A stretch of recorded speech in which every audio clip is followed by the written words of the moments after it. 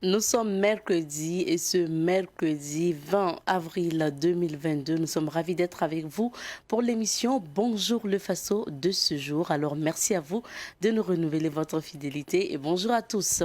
C'est mercredi, vous le savez, pour la chronique de tous les mercredis, c'est la chronique Question de droit. Aujourd'hui, Maître Abdourahim Sawadgo de Juristes sans frontières nous parle de la nullité du mariage. Vous allez savoir dans quelles conditions on peut parler de nullité ou de mariage nul. Ça sera dans la chronique Question de droit. Mais bien avant, nous aurons un invité du jour. Il est jeune slameur burkinabé et il doit représenter le Burkina Faso à un concours international de slam. Son nom à l'état civil, c'est justement Monsieur Franck Ismaël Iriga. Il faut rappeler qu'il est par ailleurs étudiant en année de licence et slameur. Et son nom d'artiste, c'est La Voix d'Or. Nous allons savoir ce que c'est que le slam avec lui et surtout parler de sa préparation concernant le concours international de slam. Et puis bien sûr pour la rubrique à la découverte de nous sommes installés au musée de l'eau de Moutili pour donc la découverte 2 et nous allons avoir aujourd'hui le témoignage ou la suite des témoignages donc de cette semaine. Merci de nous renouveler votre fidélité. Voici pour le décor d'aujourd'hui. Nous partons tout de suite et maintenant pour la première rubrique à la découverte 2. Nous partons à Moutili, c'est dans le village de Kwanda pour la rubrique à la découverte 2 et nous partons à la découverte du musée de l'eau donc de Moutili. Il faut rappeler que le musée de l'eau dispose de plusieurs vitrines au sein du musée et il faut rappeler aussi qu'on peut visiter donc l'aspect matériel et immatériel à ce musée. On a par exemple la vitrine eau, hygiène et assainissement. On a également la vitrine donc dédiée aux citations. On a donc la vitrine également qui met en exergue la corvée d'eau endurée par la femme. Et on a cette vitrine appelée vitrine de la promotion des droits humains, la vitrine en rapport avec les symboliques, la vitrine en rapport avec les pompes où on retrouve justement différents types de pompes des années d'indépendance à nos jours. On a la vitrine en rapport avec les changements climatiques, la vitrine en rapport avec la météorologie pour ne citer donc que ces quelques vitrines. Maintenant aujourd'hui nous allons vous inviter à découvrir plus le musée de l'eau dans une visite guidée par le promoteur. Il s'agit notamment de M. Alassane Samoura qui va aujourd'hui nous parler des objets que nous pouvons visiter au sein de ce musée et puis bien sûr des différentes vitrines. On y va. Sur lequel nous avons fait des messages.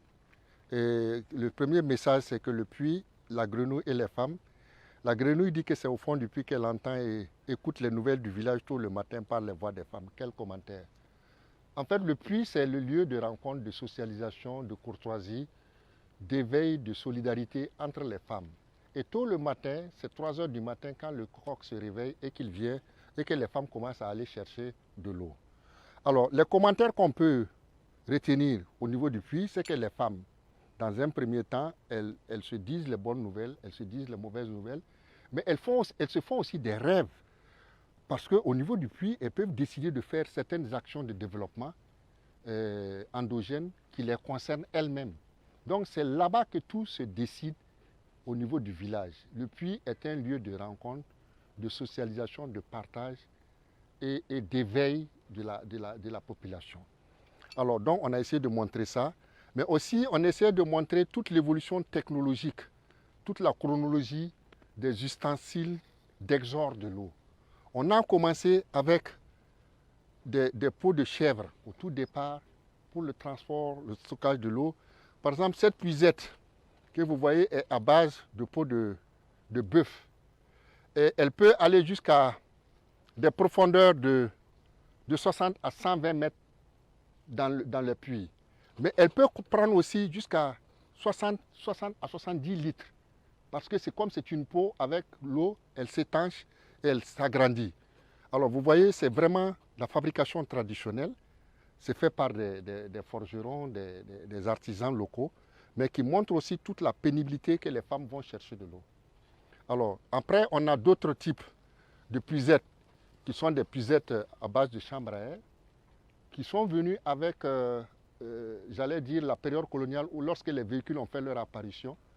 Et cette puisette va toujours avec ce qu'on appelle le hameçon.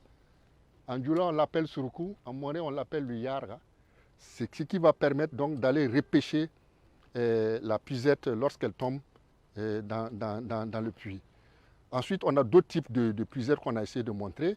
Là, on est sur des bidons maintenant sur tout le territoire national et même toute la sous-région de l'Afrique. Les gens ne font qu'utiliser des bidons d'huile de récupération. Et ça, c'est extrêmement dangereux parce que ce sont des matériaux non biodégradables et qui vont polluer notre environnement. Il faut qu'on fasse très attention. Et ça, c'est des cris de cœur aussi que le musée lance pour ces genres de questions de pollution de l'environnement auxquelles souvent on ne prend pas conscience. Et cette pomme que vous voyez, ça s'appelle la pomme Brio. La pomme Brio est une pomme française qui a été inventée en 1932. Donc ça veut dire qu'elle a pratiquement 90 ans aujourd'hui.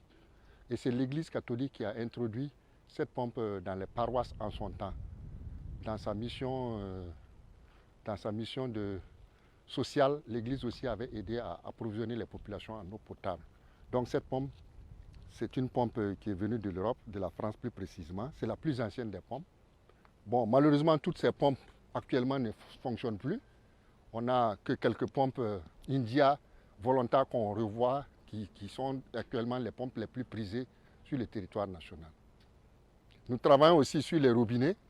Le musée de l'eau aussi, on est en train de faire la collection de toutes les têtes de robinet. Voilà, on va travailler sur les différentes têtes de robinet qui existent sur le Burkina et les compteurs d'eau.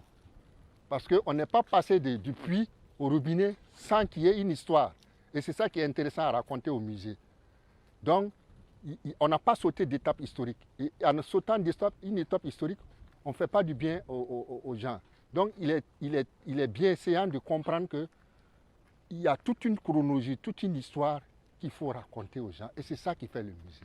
Le musée de l'eau a réalisé un forage depuis 2013. Et ce forage nous permet donc de faire des exercices très pédagogiques pour montrer aux enfants qu'il y a des pompes qui existent.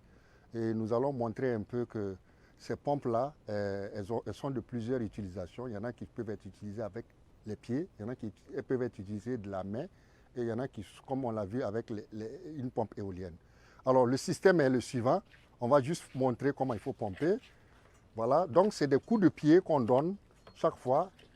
Et chaque fois qu'on tape dessus, on a une quantité d'eau qui sort et qui va remplir la jarre et qui va permettre à la femme ou aux élèves ou aux visiteurs de pouvoir, voilà.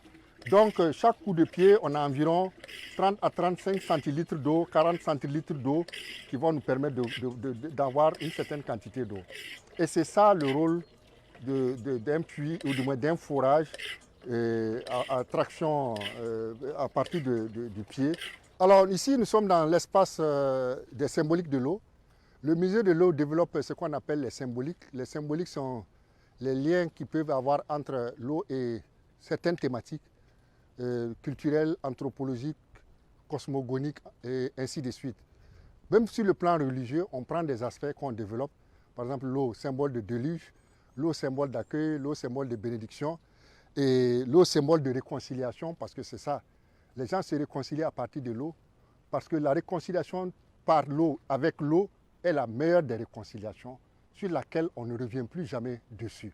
Le pardon, la réconciliation, la bénédiction sont des valeurs à partir desquelles l'eau peut accompagner pour que les choses se fassent en l'état réel sans qu'il y ait trop de tâches et sur lesquelles on ne revient plus dessus parce que c'est l'eau qui va faire cette pureté de lien entre les humains, l'au-delà et même les invisibles.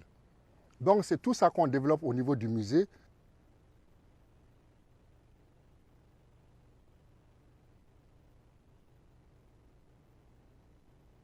À l'instant, vous écoutiez le témoignage de M. Alassane Samoura. Rappelons qu'il est le promoteur du musée de l'eau, donc un musée de l'eau qui est le premier musée de l'eau au Burkina et en Afrique, il faut le rappeler. Et puis, bien sûr, après, il y a eu le musée de l'eau du roi du Maroc actuellement. Nous disons merci à M. Samoura donc, pour ce témoignage. Il faut rappeler que le musée de l'eau rencontre des difficultés aujourd'hui, surtout pour ce qui concerne donc l'espace qui concerne le musée, parce que selon son promoteur, une partie de cette parcelle a été donc découpé puis vendu à des promoteurs immobiliers et ils souhaiteraient bien sûr que ça n'arrive plus. Et on espère aussi que les bonnes volontés pourront accompagner notamment M. Samoura afin qu'il puisse encore vulgariser et puis promouvoir ce musée parce qu'il dit que pour tenir même en termes de budget c'est difficile et puis les visites se font rares suite donc à la crise sanitaire et sécuritaire. Donc on espère que les bonnes volontés pourront accompagner M. Samoura. Et on espère surtout aussi que le ministère donc de la Culture jettera un coup d'œil encore au niveau de ce musée de l'eau. Il faut rappeler un musée de l'eau qui était logé à Lumbila et qui rencontrait particulièrement les mêmes difficultés donc, de gestion. Aujourd'hui aussi, c'est pareil, difficile de trouver les moyens financiers pour assurer les besoins de ce musée. En tout cas, les autorités sont interpellées, également les bonnes volontés. Pourquoi ne pas accompagner ce promoteur du musée de l'eau parce que c'est un patrimoine du Burkina Faso aujourd'hui. Merci. Maintenant, nous allons nous informer avec Rachid, et en il est bien installé sur notre plateau, Rachid Assad Zongo. Bonjour à toi, Rachid. Abdeta, merci de me recevoir sur ton plateau. Bonjour et bonjour également à ceux qui nous suivent. Bonjour à toi. Alors, on découvre les différentes unes avec toi. Avec plaisir. Et le premier journal qui nous confie sa une en titre, c'est Le Quotidien. Le Quotidien a sa une, on lit « Quartier Katanga s'est atteint Kodgo. Un homme et un dromadaire abattus ». L'article est à parcourir à la page 8. Dialogue pour la restauration de la paix. Le gouvernement n'a aucun sou à donner à qui que ce soit. Propos de Yeroboli, ministre en charge de la réconciliation nationale. Et puis, pénurie de carburant, panne sèche dans plusieurs stations-service. Ainsi titre Le Quotidien à sa une. Dernier sujet, c'est du sport qui intéresse Le Quotidien. Éliminatoire CAN 2023, les adversaires du Burkina connus. À lire à la page 6. Et nous poursuivons avec l'observateur Palga, qui a sa une titre « Mine de zinc de Perquois dans le Sanguier, 8 personnes piégées dans les galeries ». Article à parcourir à la page 14. Pénurie d'essence, véritable risque ou fausse alerte? Interrogation posée pour en savoir davantage. La page 2 de l'observateur Palga vous entretient à ce sujet. Rencontre du président avec les médias, allez dire à Sandaogo, c'est à lire à travers la rubrique Les humeurs de Barry à la page 5 de l'observateur Palga du jour. Mise en place des comités locaux de dialogue, il ne s'agit point d'une négociation avec les groupes armés. Précision de Yeroboli, le ministre d'État, ministre en charge de la réconciliation. Et puis, jeûne et santé, quelques pièges alimentaires à éviter. À lire à la page 6 de l'Observateur Palga du jour. Autre sujet avec le même journal, éliminatoire CAN 2023, le Burkina dans le groupe B avec le Togo, le Cap-Vert et l'Eswatini, qui est l'ex, on va dire, ce pays-là justement qui vient justement de changer son nom. On ne pouvait pas rêver meilleur sort et ce sujet-là c'est à lire à travers la rubrique Ligne de touche à la page 19 du journal L'Observateur Palga du jour. Et puis à lire demain, c'est l'Observateur Palga qui les titre, à lire demain, grand entretien avec Alidou Ouedraogo. On poursuit avec Sidoya. Sidoya a sa une, à travers déjà sa rubrique Au murmure, titre « Vaccin contre la méningite, une rupture qui dure 2 ans ». Et puis, toujours avec Sidoya, un proviseur et un intendant entendus pour détournement de 16 millions de francs CFA. Excision dans le Zunwego, c'est main clandestine qui perpétue le drame. Ainsi titre Sidoya relativement à l'excision pratiquée dans le Zunwego. Comité locaux de dialogue, il ne s'agit pas d'une négociation avec des terroristes, précise Yeroboli, ministre chargé de la réconciliation nationale. Dans sa rubrique Mercure, Sidoya titre « Un choix inattendu ». Rumeur de pénurie de carburant, des stations-service envahies, la Sonabi rassure les consommateurs. Il faut dire que ces derniers temps, la Sonabi et la Sonabel sont sur le bout de nos lèvres. Entre délestage et, on va dire, soi-disant, pénurie d'essence. Voilà. Vente de céréales à prix social. Le ministre Kiba constate l'effectivité de l'opération. Et on poursuit avec le pays pour la lecture de la une, on va dire des journaux. Verdict du procès Thomas Sankara, le pays revient sur ces propos de Léonce Koné qui confie « Passons à autre chose ». Voilà, ce sont des propos de Léonce Koné. Dans sa rubrique Révélation, le pays confie « Disponibilité des hydrocarbures, la Sonabi rassure. Dialogue avec les groupes armés, le gouvernement n'a aucun sou à donner à qui que ce soit. » Propos de Yeroboli. Tant de chaleur, que faut-il manger et boire? Interrogation posée et le pays traite le sujet.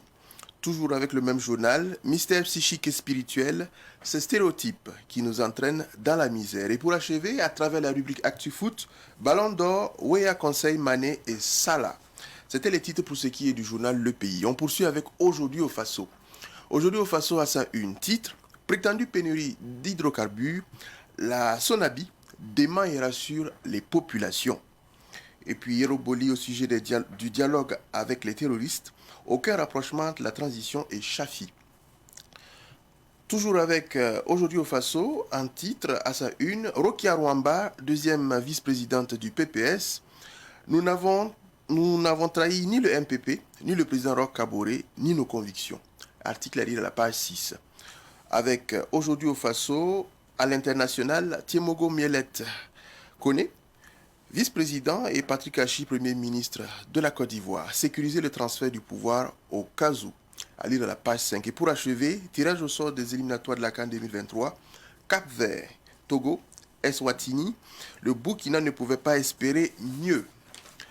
Et nous poursuivons avec l'Express du Faso, le journal Express du Faso qui est édité depuis Bobo Dioulasso, dans la région des Hauts-Bassins. Alors, ce journal a sa une titre, Comité locaux de dialogue. Il s'agit d'encourager nos jeunes qui ont rejoint les groupes armés à déposer les armes. Ce sont les propos de Yeroboli. Dans sa rubrique Autant le dit, l'Express du Faso traite, le Burkina Faso est un pays si difficile à gouverner. Et puis, visite technique, permis de conduire assurance, une centaine de tricycles non en règle saisis. Au palais de justice de Bobo, on apprend, elle remet frauduleusement un téléphone à son concubin en prison. Le président du Faso au front à Bassalgo et à Djibo. C'est ce que nous avons réclamé depuis des années. Et pour achever, Luc Damiba, secrétaire général du comité international mémorial Thomas Sankara. Sankara est un héritage pour l'humanité. Ce sont les propos de Luc Damiba. Abzeta, on poursuit pour toujours cette revue de presse, ou du moins lecture de la une des journaux. Et le journal qui nous entretient, c'est la lettre du Faso. La lettre du Faso qui est un hebdomadaire. Alors, ce journal titre du 15 mars au 15 avril 2022, la situation sécuritaire s'est légèrement améliorée. Avec le même journal, crise au sein des étalons, les confidences d'un joueur. Parcours démocratique mouvementé au Burkina, regard critique sur la transition de 2014 et les enjeux de la nouvelle transition.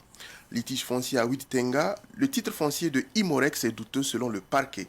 Et pour achever un titre avec la lettre du Faso, rectificatif, le CB de gendarmerie incriminé acquitté Pabré en janvier 2022. Une précision de la lettre du Faso comme dernier titre. On poursuit avec l'information en ligne avec ton autorisation. Le premier site qui nous entretient, c'est www.minute.bf. Deux sujets. Axe Kayadori, 2 camions citernes d'essence portés disparus. Et le PPS, le Parti panafricain pour le salut, qui dénonce des manigances visant à ternir son image. Un autre site, www.lefaso.net. 3 sujets. À Gorom Gorom, la population réclame de meilleures conditions de vie. Mortalité infantile au Burkina, les enfants malades qui sortent de nos hôpitaux ne sont pas vraiment guéris. Ce sont les propos du professeur Ama Diallo. Un entretien accordé par le site en ligne www.lefaso.net. Dernier sujet, santé sexuelle et reproductive des jeunes, le projet Burkinbi Willy à l'heure du bilan. Dernier site en ligne www.info4.net. Inondation à la mine de Perquois, 8 personnes portées disparues. À Ouagadougou, de nombreuses stations d'essence bondées de clients. La Sonabi rassure l'opinion publique qu'elle dispose de stocks nécessaires de carburant. Dans le Yatenga, attaque du commissariat de police de Namisigima. Et pour achever, la prise en charge psychologique des forces de défense et de sécurité est désormais une réalité.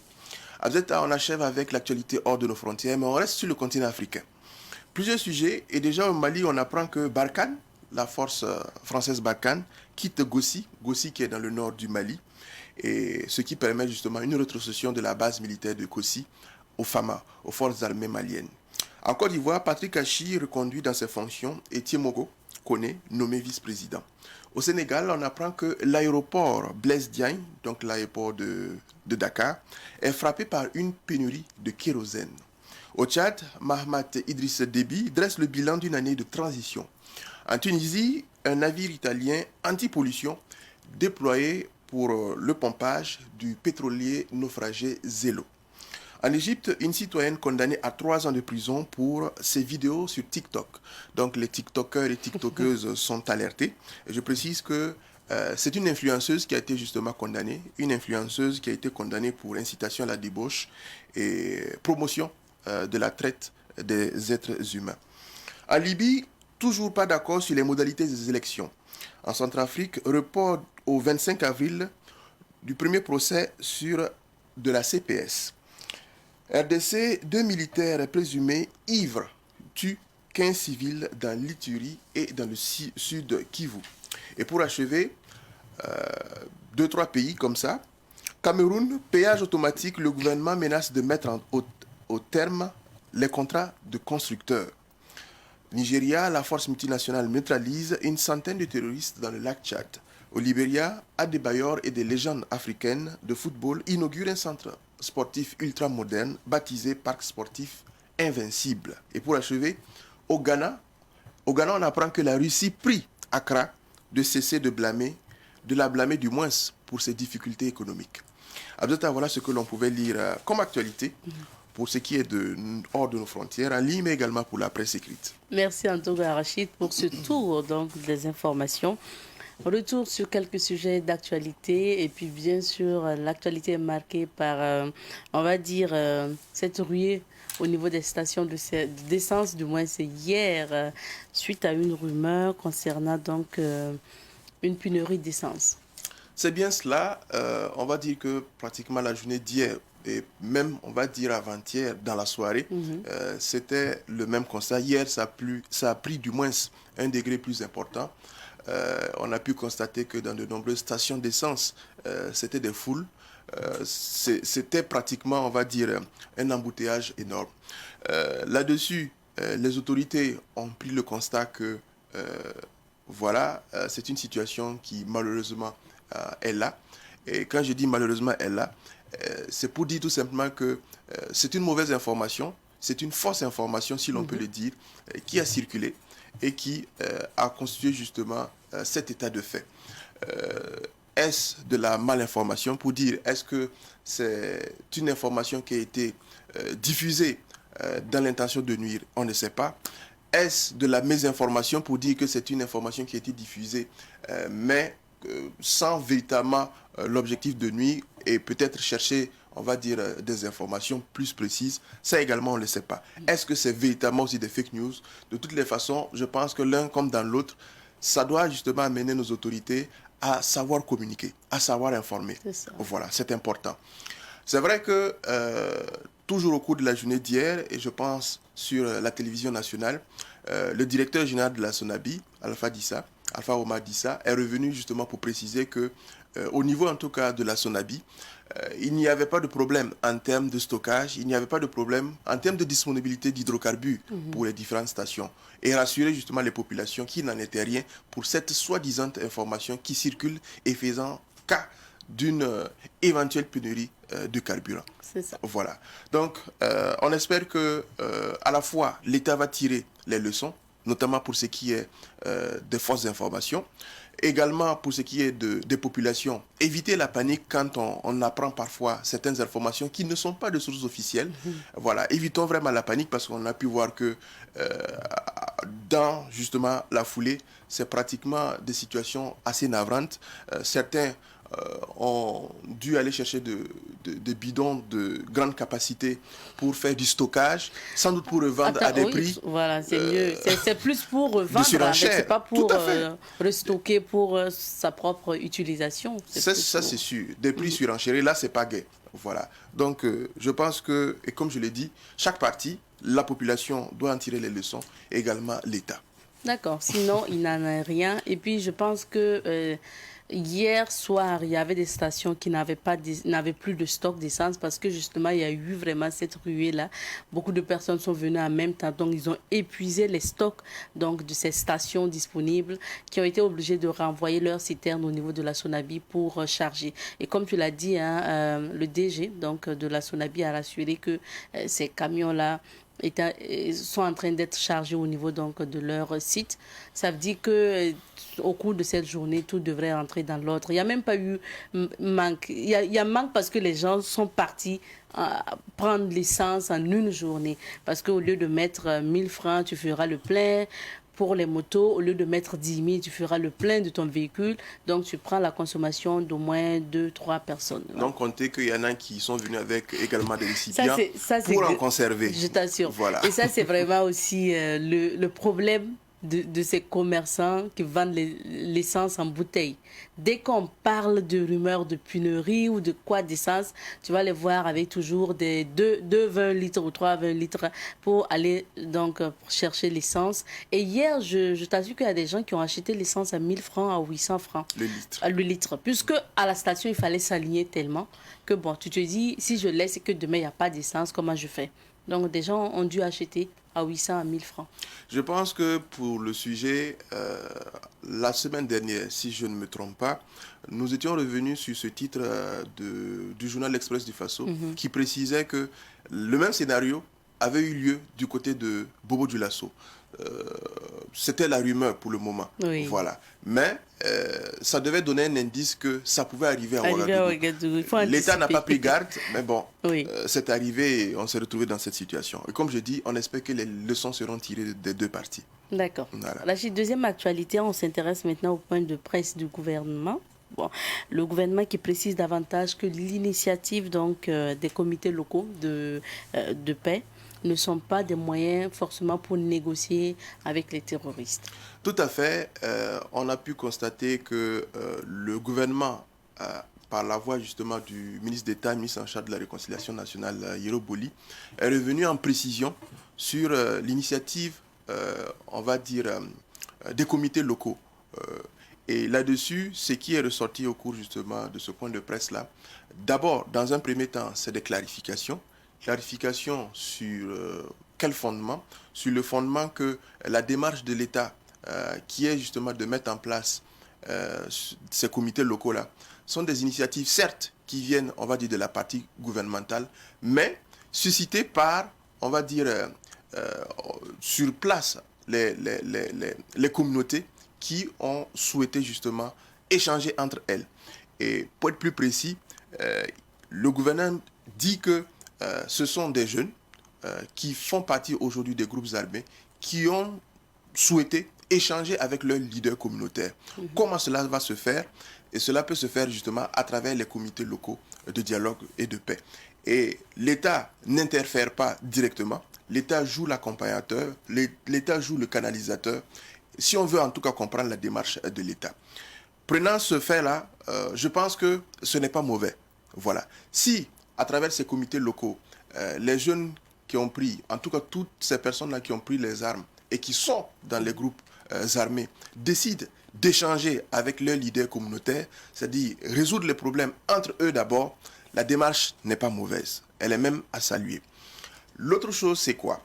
Il ne faudrait pas que l'État soit juste un spectateur. Voilà. Il ne faut pas que l'État lave ses mains. Voilà. Parce que si les leaders communautaires et ces personnes-là qui ont pris les armes et qui sont dans ces groupes armés-là finissent d'échanger, il faut l'après, justement, ce dialogue-là. Donc, c'est un pré-dialogue.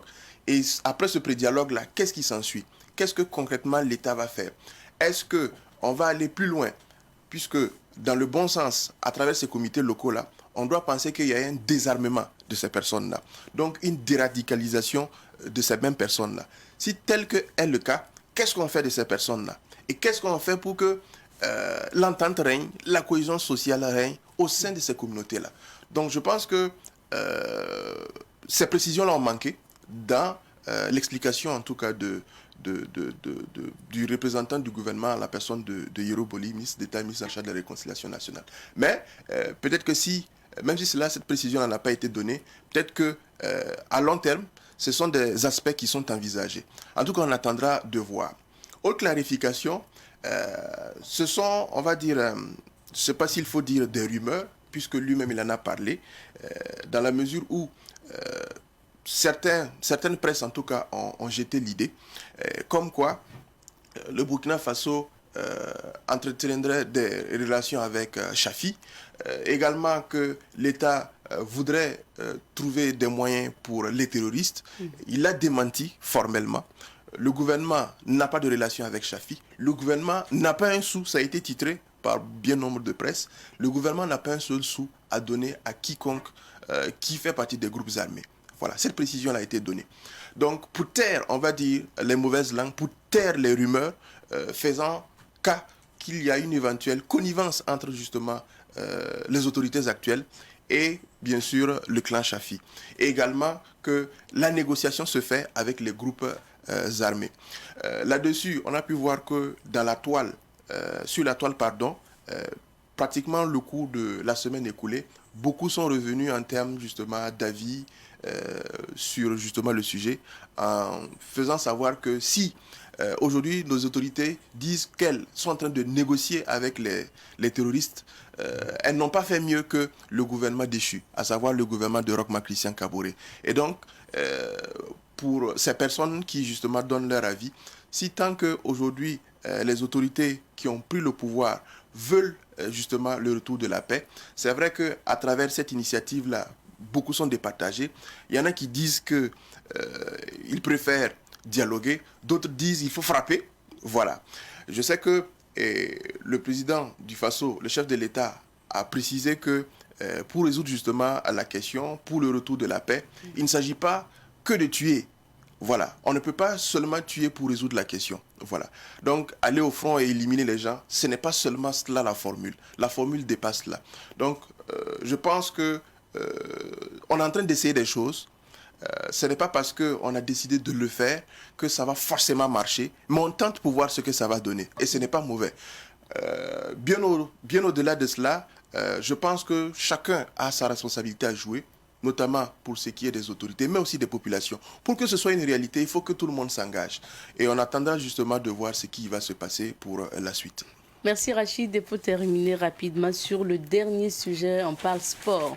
C'est bien cela. Pour parler donc du groupe dans lequel le Burkina Faso va jouer les éliminatoires de la CAN 2023. Tout à fait. On a pu voir que la plupart des journaux même ont titré et précisé justement le groupe dans lequel se trouve le Burkina Faso pour les éliminatoires de la CAN 2023. Le tirage qui a eu lieu hier, contrairement en tout cas, on va dire aux éditions passées où la cérémonie se déroulait, on va dire dans le pays d'accueil, voilà, de la compétition en général. Cette fois-ci, c'est dans les studios de la chaîne de télévision Super Sport à Johannesburg, donc en Afrique du Sud, que le tirage s'est déroulé. Et les 48 pays dont le Burkina Faso connaissent, on va dire, les adversaires. Et je précise que le Burkina Faso se trouve dans le groupe B, avec à ses côtés le Cap-Vert, l'Eswatini et le Togo. Voilà. Pour en tout cas les dates qu'on a, c'est précisément pour en tout cas les premières journées. Elles commencent en juin 2022. Et voilà, on n'oublie pas que la CAN elle-même aura lieu en 2023 du côté de la Côte d'Ivoire. Du côté de la Côte d'Ivoire. Voilà. Et la Côte d'Ivoire qui connaît aujourd'hui donc ces élections, qui tend vers les élections justement de la Fédération ivoirienne de football. On sait que la campagne électorale a débuté et puis on voit un peu sur les réseaux sociaux et les chaînes ivoiriennes de l'engouement concernant cette campagne électorale pour élire, bien sûr, le président de la Fédération ivoirienne de football. La FIF. La FIF. On espère que ça sera fait d'ici là, rapidement, pour que la CAN soit bien organisée, surtout. Tout Merci à fait. bien. Et que cela va se faire véritablement dans le fair play électoral. Bien sûr. On espère aussi que le Burkina va s'en sortir dans ce groupe. En principe, on est favori. Tout à fait. En principe, on est favori. Le temps manque pour faire un commentaire, mais bon, on y reviendra pour nos prochaines éditions. Merci à toi, Rachid. Merci et bonne suite d'émission. Merci. Reste avec nous. Nous allons voyager dans quelques villes d'affaires, histoire de découvrir ce que nous réserve Dame Nature aujourd'hui. C'est la météo. Nous poursuivons avec l'émission du jour et cette fois-ci, nous allons passer à la rubrique Invité du jour. Aujourd'hui, nous recevons pour vous un slammer. Il s'agit notamment de Monsieur Franck Ismaël Iriga.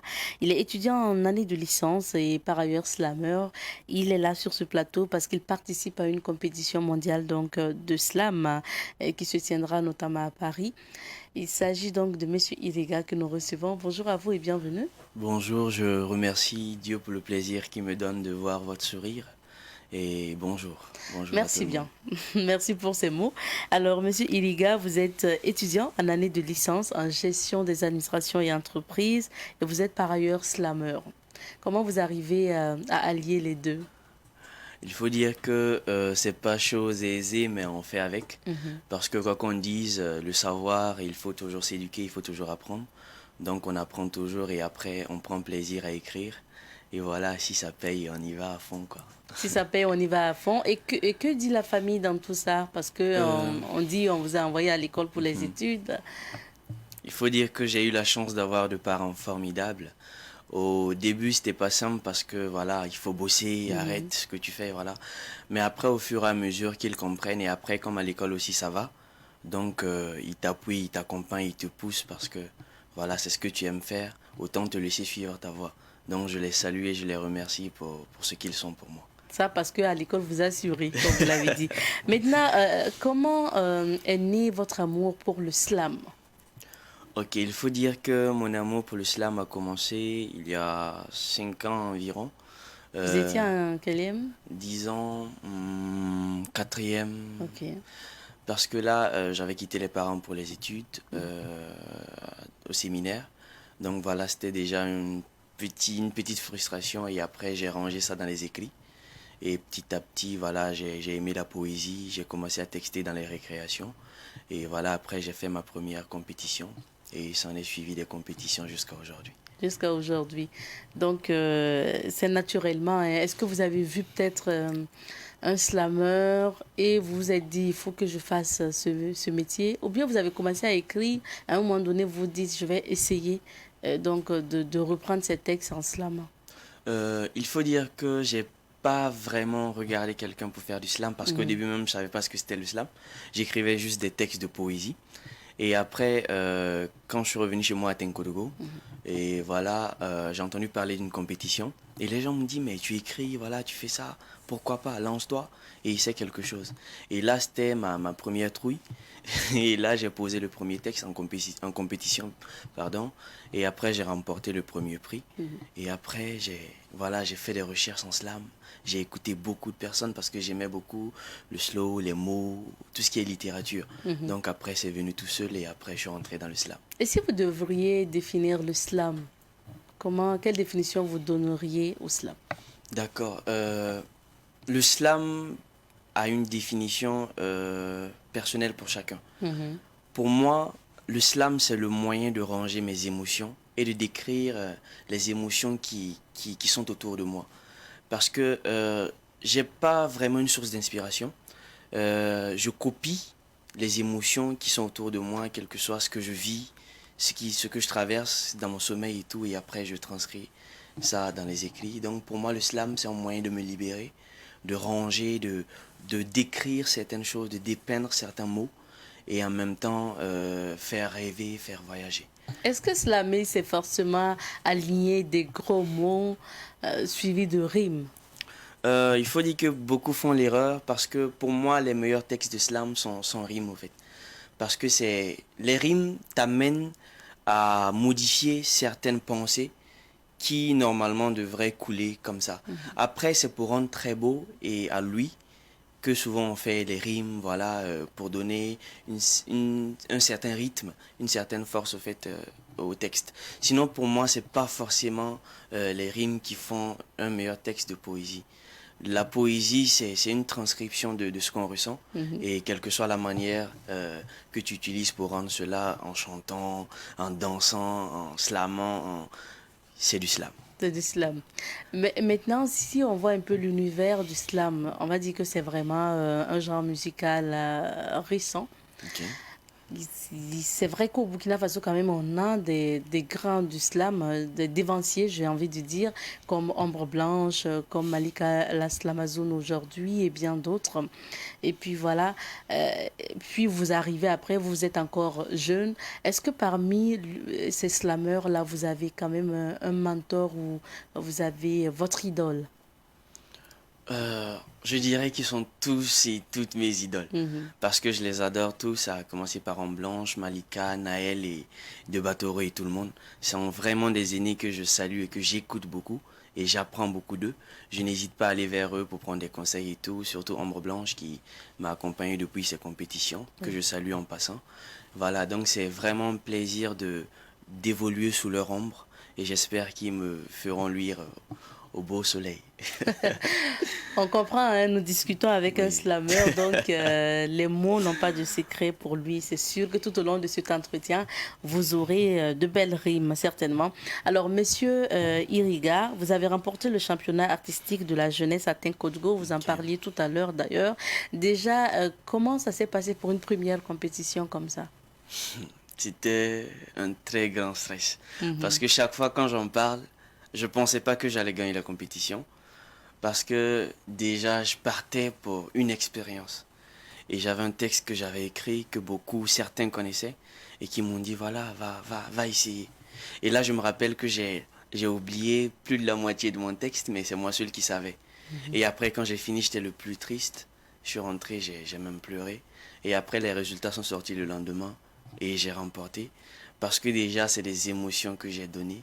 Et quel que soit ce que j'ai sauté, en fait, c'est vraiment une expérience qui a déterminé beaucoup de choses dans la suite parce que je me suis formé après ça et j'ai beaucoup appris de moi-même et de mes recherches.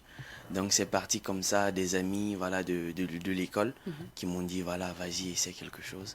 Et après j'ai remporté le premier prix et voilà, ça m'a encore propulsé à aller de l'avant. Propulsé à aller de l'avant et aller vers d'autres compétitions parce que plus tard vous remportez le championnat national du slam, vous qui n'avez ça d'ailleurs en 2021, donc c'est récent.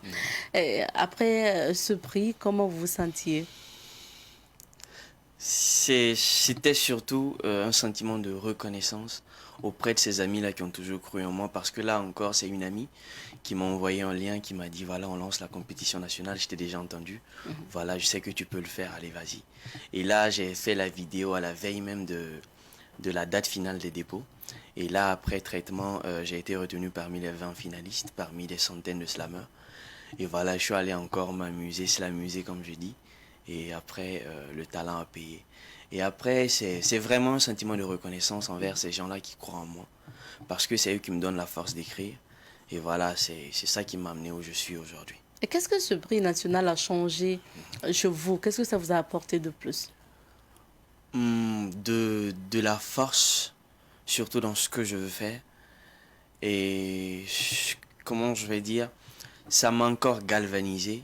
C'est surtout du côté moral que ça m'a apporté en plus parce que je me suis surpassé et j'ai côtoyé vraiment des slameurs très talentueux du Burkina et ça m'a montré à quel point je devrais encore redoubler d'efforts parce que la charge devient encore plus difficile parce que j'ai sur mes épaules au fait le Burkina Faso que je dois porter encore plus haut. C'était surtout ça. Et plus haut, c'était maintenant à l'échelle africaine, parce que Ouais. vous êtes allé justement donc en Afrique pour une compétition africaine, du moins il s'agissait notamment donc du championnat d'Afrique francophone donc de slam poésie. Et là, s'il y a un trophée sur ce plateau, c'est parce que vous avez remporté ce championnat et c'est bien inscrit champion d'Afrique francophone de slam poésie, donc édition 2022. Donc cette année, c'est récent d'ailleurs. Alors, monsieur Iriga, comment déjà vous avez préparé cette compétition et puis après, sur le terrain, comment ça s'est passé? Nous, on veut bien savoir. D'accord. Donc tout est parti d'abord du championnat national. Parce que celui qui remportait le championnat national burkinabé devait représenter le Burkina Faso au championnat d'Afrique francophone de slam poésie, qui réunissait plus les 30 pays francophones de l'Afrique. Voilà, donc déjà c'était un gros défi. Parce que moi-même, en remportant le championnat national, je me disais dans la tête, vaut mieux être deuxième. Là, tu as au moins de poids. Et après, bon, comme j'ai été champion, après, les organisateurs m'ont poussé, ils m'ont dit, voilà, tu peux le faire. Et je dirais pas heureusement ou malheureusement, ça s'est passé au Burkina Faso. Ok. Là, c'était encore plus difficile. Parce que il y avait, comment je vais dire, euh, la loyauté, je sais pas comment je vais dire ça, aurait voulu que quelqu'un d'autre le remporte le prix et tout ça. Donc, fallait travailler encore plus dur pour montrer Parce à que là, quel ça se point. passe dans votre Voilà. pays. Contrairement à ce qu'on dit que quand tu joues à domicile, tu as plus de force, quand il s'agit de ça, c'est encore plus compliqué.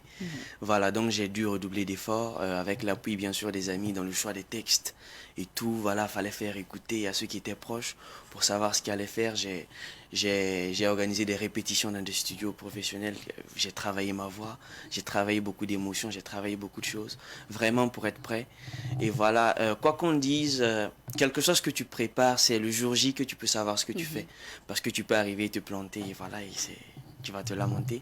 Et ce jour-là, j'ai rencontré vraiment des slammeurs très talentueux. Parce qu'il faut dire qu'il y a vraiment du talent en Afrique. Et je salue vraiment tous les compétiteurs qui étaient là et qui n'ont pas rendu la tâche très facile. Parce que, je ne sais pas si vous avez vu les résultats, mais c'était très coincé. Et C'était voilà. combien de candidats au départ? Finalement, il y a 5 pays qui ont été représentés. Ils sont Ok. venus à 2, je pense que nous étions 12 au total. Et après, il y avait le premier prix qui revenait au Burkina Faso, le deuxième à la République démocratique du Congo et le troisième au Togo. Et là, vous avez fait la compétition en plusieurs étapes ou bien Oui, c'était- en plusieurs étapes. Parce que déjà, il y avait une sélection qui s'est faite au sein de du CASNAF, de l'organisation africaine de slam. Ok. Et après, ceux qui ont pu être là ont compétit en 2 phases. Nous avons fait un premier passage sur un thème au choix. Et après le premier passage, normalement, on devrait enlever un certain nombre après le premier passage pour qu'on continue. Mais comme on n'était pas nombreux, on a continué avec les 5, D'accord. avec un deuxième texte. Donc ça fait les 2 notes cumulées, et la moyenne des 2 notes qui a fait la note au fait de chacun. Donc ça a été vraiment un défi, parce qu'après le premier texte, j'étais largement au-dessus. Et après, bon, les autres sont revenus en force au fait. Et après, c'était plus coincé, mais on a fait avec. Et voilà, le résultat, il était concret, il est là. Mhm. Le résultat était concret, il est là et vous avez d'ailleurs ce trophée. Mais après, vous jouez quand même dans votre pays qui organise cette compétition, même si c'est une compétition africaine. Mais est-ce qu'après aussi, vous n'avez pas eu des retours, peut-être des retours négatifs disant comme c'est votre pays qui organise, raison pour laquelle vous avez remporté le premier prix? Voilà, c'est justement de ça que je parlais au fait, parce qu'on a eu même le même débat avec Ombre Blanche. Ce soir-là même, qui a dit une phrase que je salue en passant, qui a dit une phrase qui m'a un peu frustré, que je l'ai rappelé après, parce qu'il a dit, en tant qu'homme intègre, lui, il aurait aimé que notre pays le remporte, parce que nous l'avions déjà remporté en organisant ce championnat. Et après, je lui ai dit, donc il ne voulait pas que je remporte le championnat. C'est là il m'a fait comprendre au fait que, voilà, c'est ce qu'il aurait voulu. Mais c'est vraiment flagrant, parce que si vous voyez les vidéos, et si vous suivez, quelle que soit la personne qui va suivre le championnat, va me mettre largement au-dessus.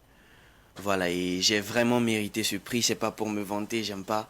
Et vraiment, et après, il n'y a pas eu des retours négatifs, comme j'ai dit, parce que après, au sein même de l'organisation, il y a eu des discussions et tout. Eux tous, ils ont validé.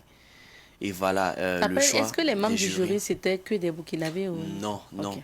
Je pense qu'il y avait un Belge, il y avait des Burkinabés, il y avait un Français. Il y avait vraiment un Peut-être brassage. que c'est Voilà. à ce niveau aussi qu'il faut voir si Voilà, effectivement. on a plusieurs Et nationalités même les au sein. Burkinabés n'ont pas été doux avec moi. D'accord. Mais là, vous l'avez remporté, donc ce prix. Vous êtes champion d'Afrique francophone de slam poésie 2022. Et c'est bien sûr, la médaille aussi, c'est... Oui, c'est la médaille d'or. Il y D'accord. avait 3 médailles. Mhm. Et là, vous passez à une autre étape. Vous préparez une compétition à l'échelle internationale maintenant. Est-ce que vous pouvez nous en parler? Je cumule beaucoup de stress parce que là, je dois représenter le Burkina Faso au championnat mondial.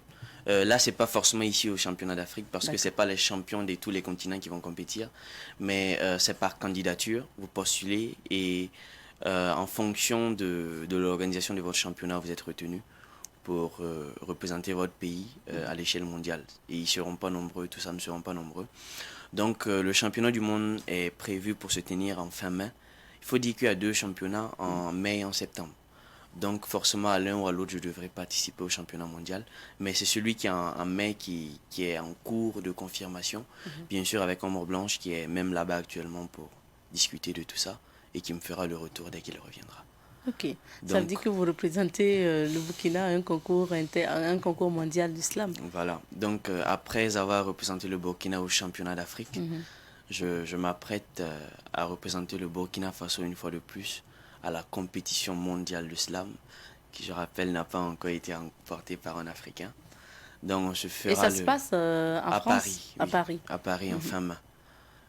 À Paris en fin mai, déjà je pense qu'il y aura 4 slameurs d'Afrique, en plus des autres slameurs des autres continents, qui vont faire la liste au fait de tous ceux qui vont compétir pour le championnat mondial de slam. Et là, vous dites que ce prix n'a pas encore été remporté par un Oui, Africain. à ce que je sache, oui. Maintenant, comment vous vous préparez à aller affronter les gens là-bas? Il faut dire que c'est encore un travail qui demande beaucoup d'efforts et en même temps pas beaucoup d'efforts parce qu'il faut juste retranscrire certaines réalités. Parce que le slam, faut pas aller chercher les mots ailleurs. Il faut les chercher à côté. Donc, c'est juste trouver le moyen de sentir cette sensibilité-là dans le quotidien, dans nos vies de chaque jour et retranscrire ça en écrit et puis voilà, les proposer et voir ce que, comme on me dit toujours, fais ce que tu sais faire le mieux et c'est ce que je vais essayer de faire. Et voilà, proposer et puis voilà, voir à la fin ce que ça va donner. C'est surtout prendre du plaisir et aller titiller un peu les grandes têtes d'islam. Est-ce qu'à l'heure actuelle, vous avez déjà vos textes prêts? Vous avez déjà commencé à répéter? Il faut dire que j'ai des textes que j'écris quotidiennement et que j'améliore au fur et à mesure, que souvent je broie les feuilles, je jette et puis après je réécris. Je suis jamais prêt pour une compétition, c'est surtout ça qui est dans ma tête. Donc au fur et à mesure j'écris.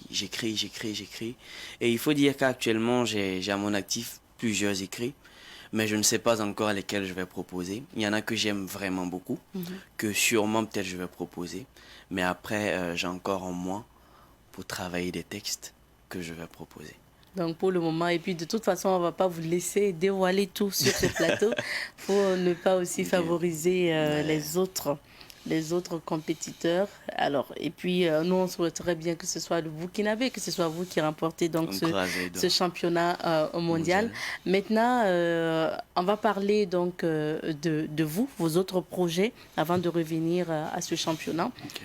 Vos autres projets, est-ce que quelque part aussi la Voix d'Or, puisque c'est comme ça aussi votre surnom, okay.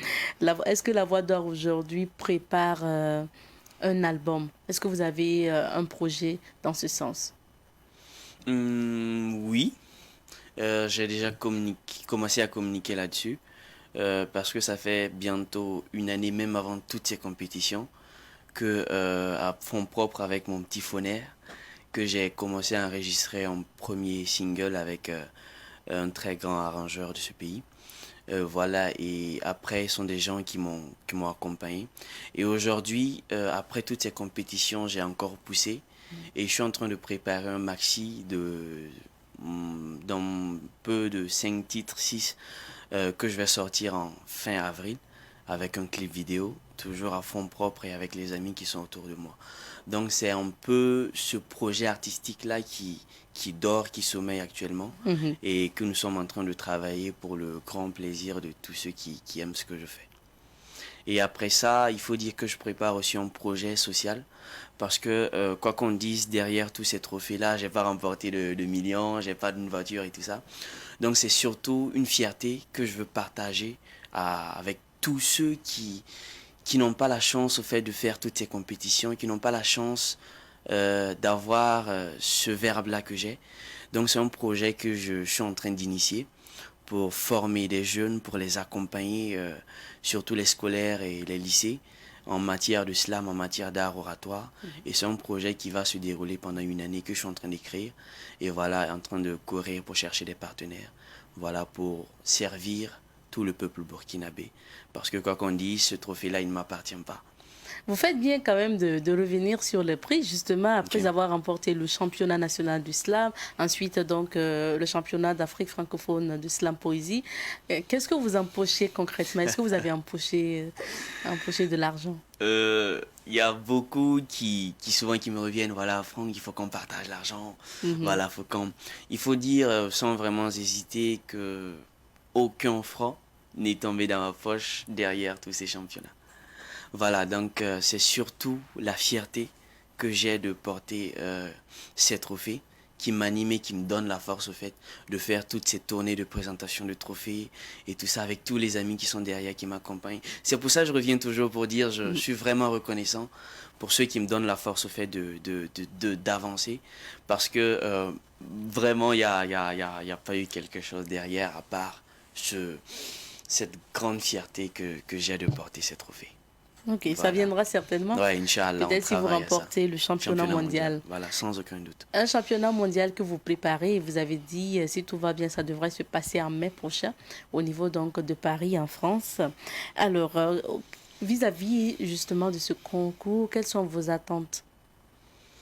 Il faut dire que j'ai vraiment besoin de l'appui des Burkinabés.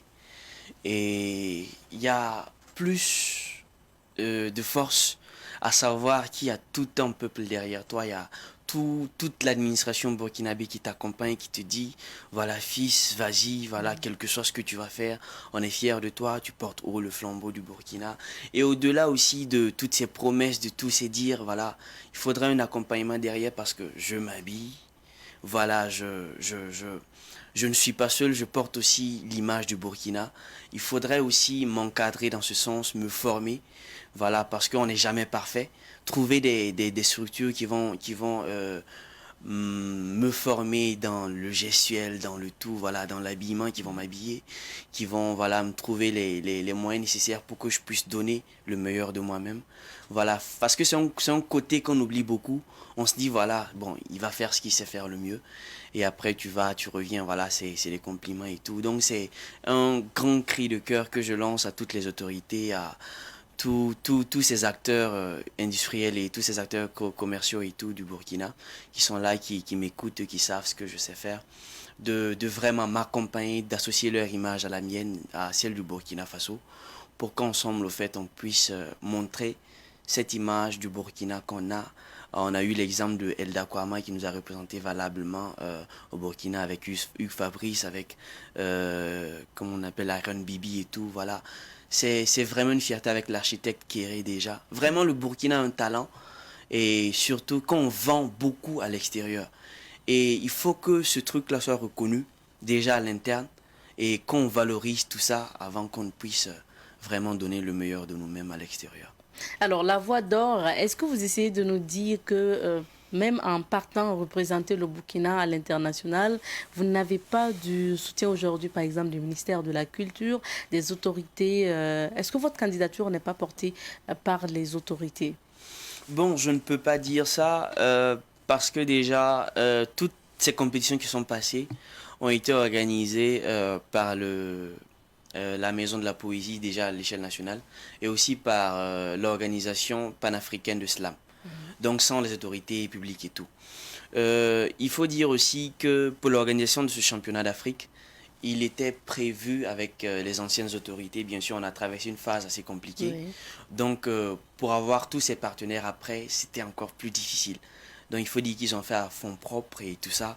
Donc, ça a été plus compliqué. Donc, actuellement, je suis dans une phase de présentation de trophées. J'ai déjà déposé des demandes d'audience auprès des ministères et tout pour qu'on m'accueille, pour présenter un peu ce qui a déjà été fait. Parce qu'il faut dire, il ne faut pas leur en vouloir, parce qu'il y a beaucoup qui ne savent pas. Ils viennent d'être installés et tout. Voilà, donc je ne leur en veux pas, mais c'est vraiment un cri de cœur qu'ils désirent bien m'accueillir, m'écouter et accompagner tous les projets que je mûris, ainsi que toutes les ONG et tout. Donc je ne peux pas dire qu'ils ne m'accompagnent pas, parce que je ne leur en veux pas, mais j'ai encore un mois pour préparer le mondial. J'espère qu'on aura à discuter et qu'ils auront à me porter haut. D'accord. Merci, c'est tout le mal qu'on puisse vous Voilà. souhaiter, en tout cas pour que vous puissiez aussi nous ramener ce prix.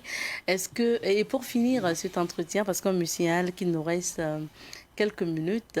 Et pour finir cet entretien, est-ce que la Voix d'Or voudrait bien justement donc, nous gratifier de quelques mots pour pouvoir adoucir donc, nos oreilles? Mes émotions émoussent mon verbe, que je vous laisse savourer en cette verve, pour redonner de l'espoir à la vie, ou de l'amour à l'espoir d'une vie, pour enfuir de la graine en terre. Moi, l'unique tambour des temps nouveaux, jaillit des entrailles de cette terre de générosité qu'est la terre de l'intégrité. Burkina Bila, Bark Biga, digne héritier de Yininga, reflet de Zungrana, cavalier de la princesse Jimbi Ouattara, patriote partisan du Burkina, homme intègre, prête l'oreille à ce cri. On a peur et de partout on prie.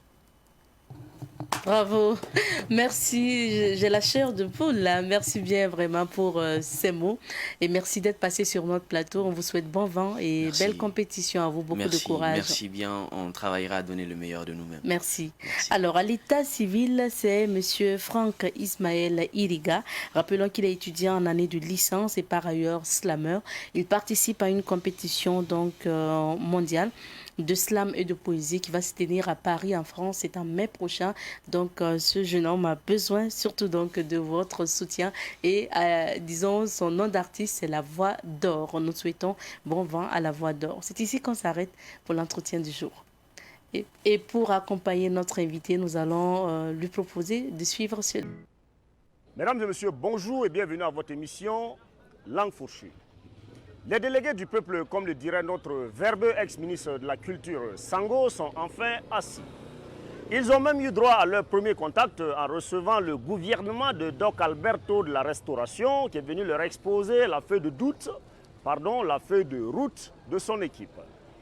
Si la désignation de ces représentants du peuple à l'Assemblée législative de transition a fait couler beaucoup d'encre et de salive, il n'en demeure pas moins que leur rang et qualité laissent plus d'un perplexe. De vieilles coquilles de la politique burkinabé qui, pour certaines, peinaient à émerger, aux commerçants en passant par les élèves ayant durement et longuement usé leur fond de culotte sur les bancs, tout y passe. Si le président d'Amiba, dans le souci de donner une large représentativité au peuple, a opté pour une assemblée resserrée en se réservant bien entendu la désignation d'un certain nombre, le choix porté sur ce vieil élève étonne et fait sourire plus d'un. Il n'aurait pas fallu longtemps après le dévoilement de la liste de nos députés de transition pour que les réseaux sociaux se lâchent sur cet honorable élève député. En effet, de par son âge, pendant que ceux qui seraient nés la même année que lui sont pour les plus studieux et les plus chanceux inscrits dans nos universités et autres grandes écoles, on remarquera que monsieur affiche encore élève. D'où est-ce que Damiba est allé sortir ce tonton élève, se pose-t-on la question. Si ces interventions devraient être à l'image de son parcours scolaire, nos futures lois transitionnelles auront de belles gueules. Bref, hormis cette note scolaire, on se demande comment et pourquoi le dernier premier sinistre du Beaublais s'est retrouvé dans cette soupe. Comme s'il n'y avait pas assez de jeunes politiciens dans son parti à même de bien le représenter, Papi saute les deux pieds joints dans la marmite. Mais ne lui jetons pas l'anathème. Lui qui a certainement des militants mais pas assez valeureux à ses yeux peut encore se le permettre par rapport à cet autre qui fait sa politique autrement et presque tout seul dans son coin.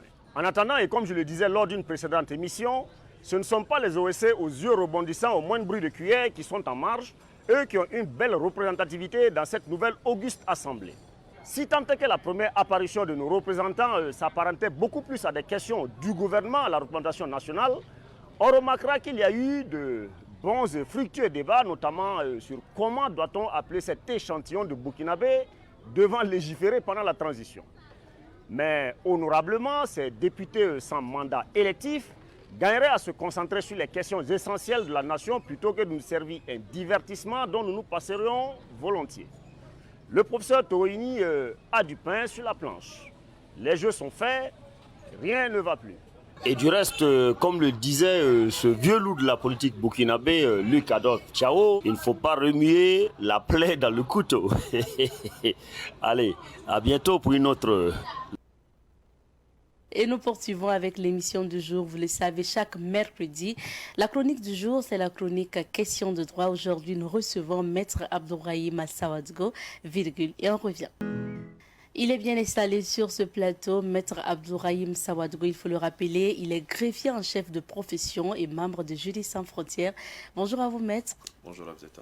Bienvenue sur notre plateau. Merci. Alors, aujourd'hui, c'est un thème qui va certainement intéresser beaucoup. On parle de la nullité du mariage. Et Ça. pour commencer, qu'est-ce qu'on appelle un mariage nul? Alors, un mariage nul, a priori, je répondrai au juriste que c'est un mariage que le juge a déclaré nul. Mais vous savez que le mariage étant un acte juridique, pour sa célébration ou pour sa validité, il y a certaines conditions qui doivent être réunies.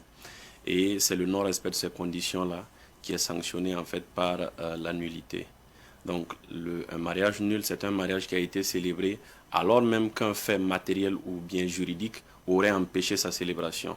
Et en ce moment, la nullité au mariage ou l'annulation du mariage va intervenir comme une sanction au non-respect de ces conditions-là. Donc, ça peut être des conditions de forme ou bien les conditions de fond du mariage qui n'ont pas été respectées. Et le juge est saisi au fin de l'annulation de ce mariage-là. Maintenant, on parle de mariage nul, mais dans quel cadre ou dans quelles conditions on peut dire qu'un mariage est nul? Est nul.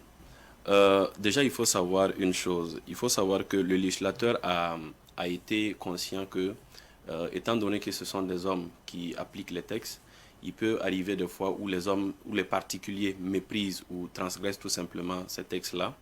Et pour cela, le législateur, en prévoyant les conditions de validité du mariage, c'est-à-dire les conditions à respecter pour avoir un mariage en bonne et due forme, il a pris le soin de l'entourer d'un certain mécanisme permettant son respect scrupuleux.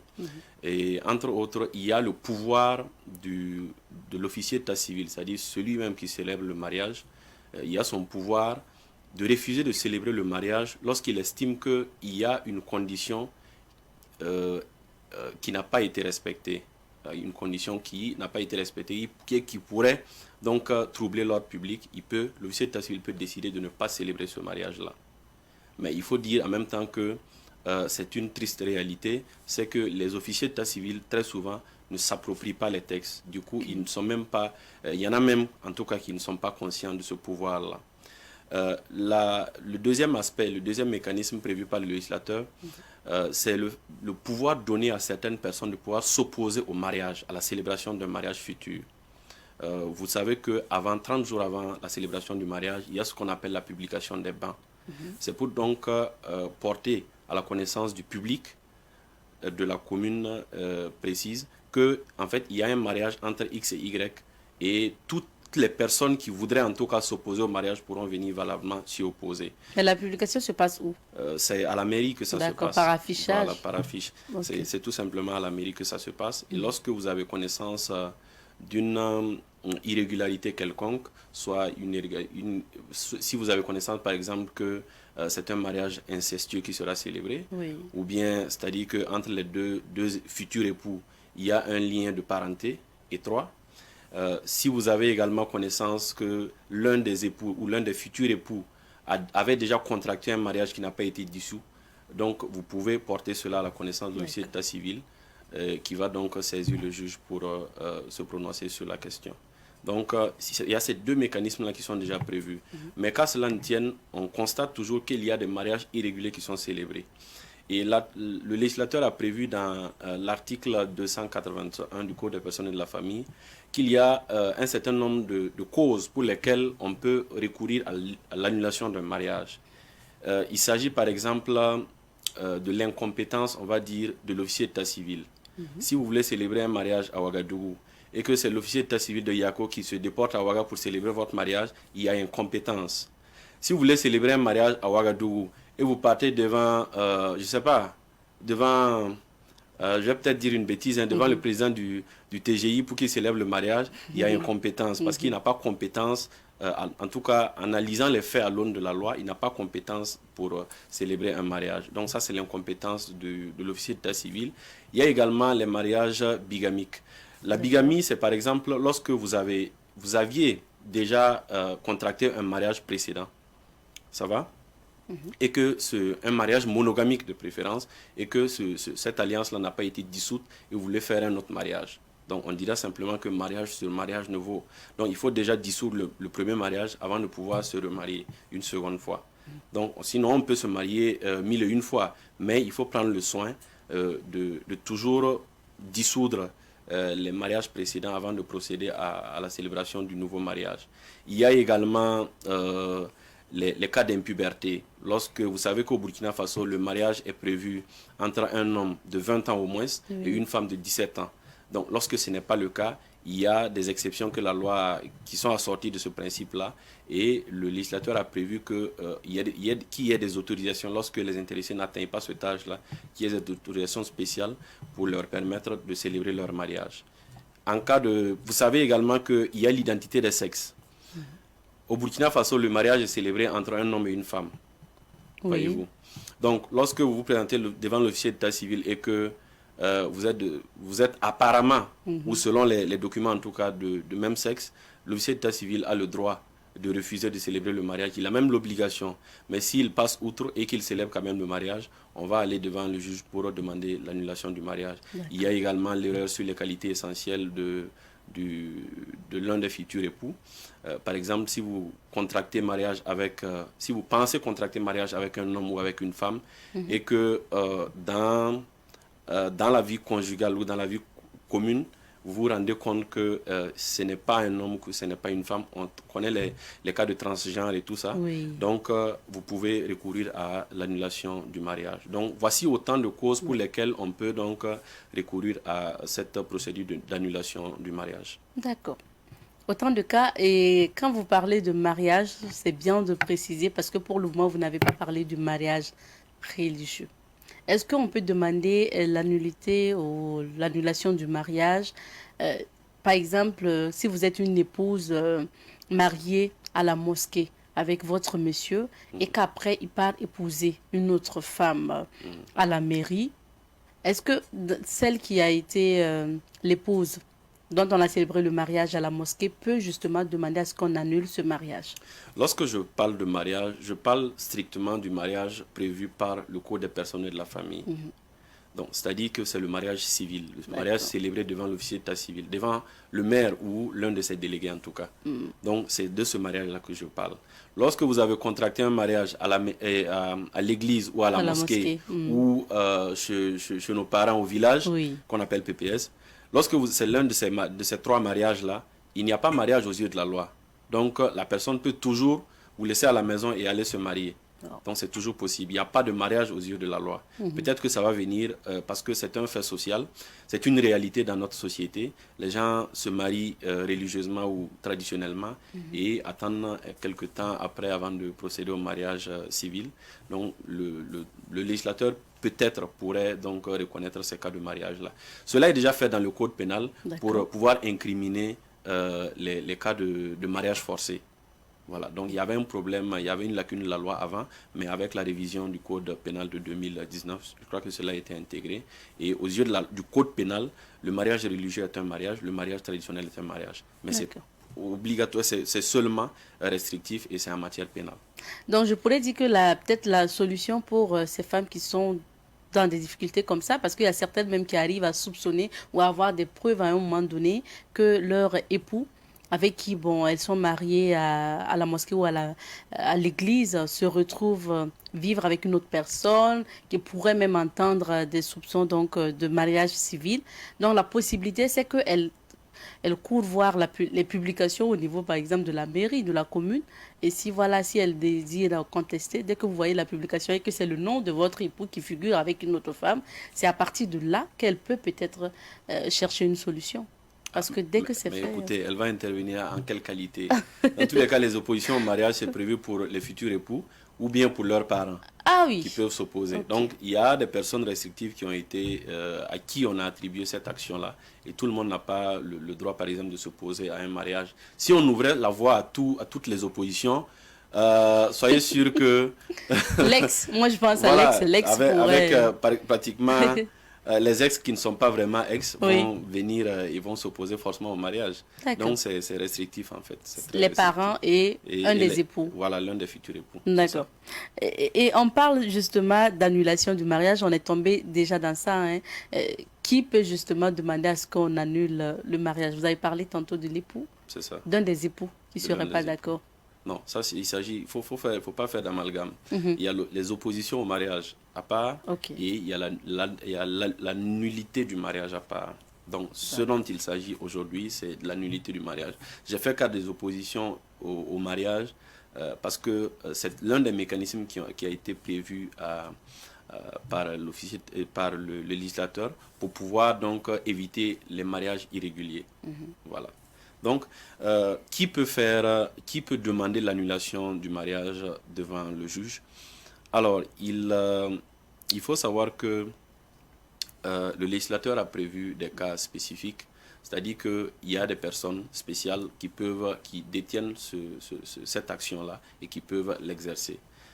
Selon que le mariage touche des conditions d'ordre, les conditions de formation qui intéressent en privé ou en premier chef les époux eux-mêmes, ou bien sinon les futurs époux, Oui.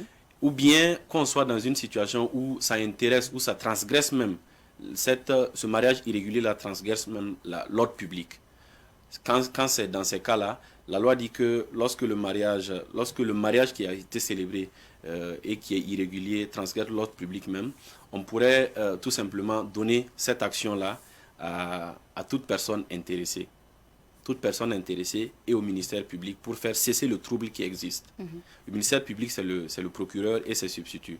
C'est eux qu'on appelle le ministère public.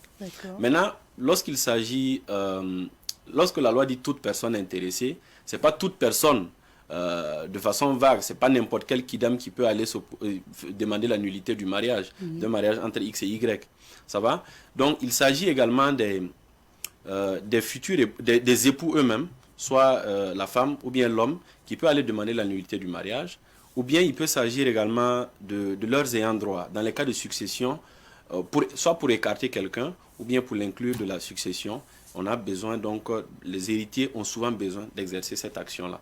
Donc c'est à ces personnes limitativement que la loi a prévu de donner le droit d'action, d'agir en justice. Voilà, donc pour demander la nullité du mariage.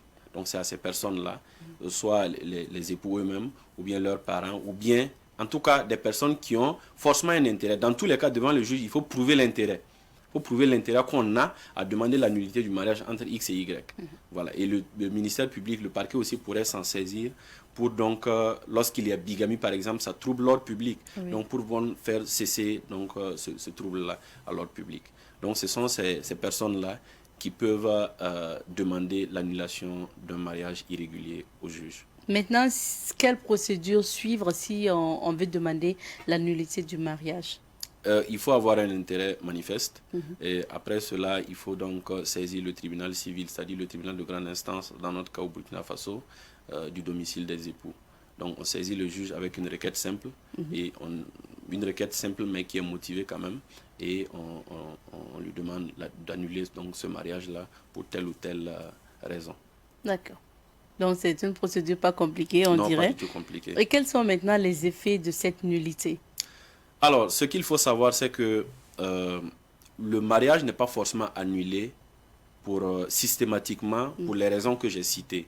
Le juge, lorsqu'il est saisi, il va mettre en avant l'intérêt de la sauvegarde de la famille, cellule de base de notre société. Vous savez que lorsqu'une famille est déjà constituée, même s'il y a une irrégularité qui a entaché la célébration du mariage, le juge ne va pas s'empresser de procéder à l'annulation du mariage parce qu'il y a des conditions qui ont été transgressées. Donc le juge va d'abord avoir égard à l'intérêt légitime de la famille, à l'intérêt supérieur de la famille, avant donc de pouvoir trancher. Mais quand cela ne tient, lorsque toutes les conditions sont réunies et qu'il n'a pas autre choix que de procéder à l'annulation du mariage, lorsque le mariage est prononcé nul donc, il produit ses effets et c'est comme s'il n'y avait jamais eu de mariage, dans le principe en tout cas. Lorsque un acte juridique est annulé, c'est comme si l'acte n'avait jamais existé. Donc c'est comme si vous ne vous étiez jamais présenté devant l'officier d'état civil pour célébrer le mariage. Donc c'est ça aussi la différence entre divorce et nullité du mariage. Okay. Absolument. Pour le divorce, vous vous arrêtez là où tout s'est arrêté en fait. On commence là où tout s'est arrêté pour continuer une nouvelle vie. Mais pour la nullité, on revient carrément en arrière depuis les démarches même pour aller vers la célébration du mariage. Donc c'est effacé quoi. C'est effacé. Mais en même temps, c'est un effacement virtuel. Parce qu'on ne peut pas effacer certaines choses. Les enfants qui sont nés, on fait comment? Donc, voilà pourquoi le législateur a trouvé une solution à cela. Et selon que les époux soient de bonne ou de mauvaise foi, vous savez qu'il y en a qui savent qu'ils n'ont, par exemple, pas les autorisations nécessaires pour aller vers le mariage, mais qui y vont quand même. Ou bien il y en a qui peuvent modifier des actes pour une femme, par exemple, qui n'a peut-être pas 17 ans, qui a 15 ans ou 14 ans, qui vont modifier des actes pour lui donner l'âge légal du mariage. Et en ce moment, c'est une mauvaise foi qui est avérée. Et qu'est-ce que le législateur a dit? Le législateur a dit, lorsque les époux sont de bonne foi, les effets, le mariage sera déclaré putatif à leur endroit. Le mariage putatif, c'est le mariage qui a été annulé, mais dont les époux sont imbus d'une certaine bonne foi. Donc, ils n'ont pas su, par exemple, que le mariage avait été irrégulier. Sinon, ils ne l'auraient pas célébré dans ces conditions-là. Donc, lorsque le mariage est déclaré putatif à leur égard, ça veut dire que ça produit les mêmes effets qu'en matière de divorce. D'accord. Voilà. Et il peut arriver des cas où les époux sont de mauvaise foi et en ce moment, c'est la nullité pure et dure qui va s'appliquer. C'est-à-dire que l'effacement est rétroactif. Mais à l'égard des enfants, tout est tranché comme en matière de divorce. C'est-à-dire le sort des enfants est tranché comme en matière de divorce. C'est-à-dire que l'un des parents aura la garde des enfants et à l'autre, on va attribuer donc des droits de visite et d'hébergement. D'accord. Merci à vous. Je vous en prie. Nous avons épuisé notre temps et je rappelle que nous avons parlé de la nullité du mariage aujourd'hui avec Maître Abdourahim Sawadgo.